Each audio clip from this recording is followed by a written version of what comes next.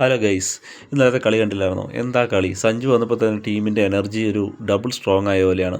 തിലക് വർമ്മയ്ക്ക് ഇന്നലെ എന്താ കളി കളിക്കണേ! അഞ്ചാമത് ഇറങ്ങിയിട്ട് എൻ്റെ പൊന്നി ഹർദിക്ക്, തിലക് വർമ്മ, അതുപോലെ ഇഷാൻ കിഷൻ, അഭിഷേക് ശർമ്മ, സൂര്യകുമാർ യാദവ്, നമ്മുടെ ചെക്കൻ സഞ്ജു സാംസണാണ് പടക്കത്തിന് തിരി കൊളുത്തിയത്.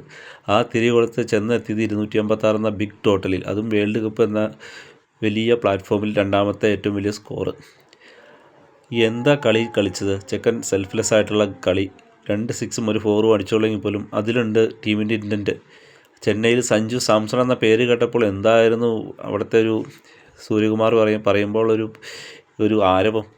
അതാണ് ചെക്കൻ വന്നപ്പോൾ തന്നെ ടീമിൻ്റെ ബാലൻസ് കണ്ടോ! ഇനിയും ഇറങ്ങാൻ കിടക്കുക ബാറ്റ്സ്മാർ. ശിവൻ ദൂബെയും അക്സർ പട്ടേലും ടീമിൽ പിന്നെയും കിടക്കുക. 5 വിക്കറ്റ് പോയിട്ട് 4 വിക്കറ്റ് പോയിട്ട് വരും. അതാണ് ടീമിൻ്റെ ബാലൻസ്. അഭിഷേക് ശർമ്മ കണ്ടില്ലേ, സഞ്ജു വന്നപ്പോൾ തന്നെ ഫോമായത്. സഞ്ജു ഉള്ളപ്പോൾ സഞ്ജു ഫോമിലെങ്കിൽ അഭിഷേക് ശർമ്മ ഫുള്ള് ഫോമായിരുന്നു. ഉടനെ ശ്രദ്ധിച്ചിട്ടുണ്ടോ? ഇഷാൻ കിഷനും അഭിഷേക് ശർമ്മയും വന്നപ്പോഴാണ് പിന്നെ ഫോം ഔട്ട് ആവുന്നത്. എന്നാൽ സഞ്ജു ഉള്ളപ്പോഴും അതുപോലെ നമ്മുടെ ഗില്ലുള്ളപ്പോഴും പുള്ളി ഫോമാണ്. പുള്ളിക്ക് റൈറ്റ് ഹാൻഡറാണ് പുള്ളിക്ക് പറ്റുള്ളൂ. പുള്ളിയുടെ കൂടെ ഉണ്ടെങ്കിൽ പുള്ളി കളിക്കും. ഇഷാൻ വന്നപ്പോൾ ഇഷാൻ ഫോമായി, അഭിഷേക് ശർമ്മ ഫോമല്ല.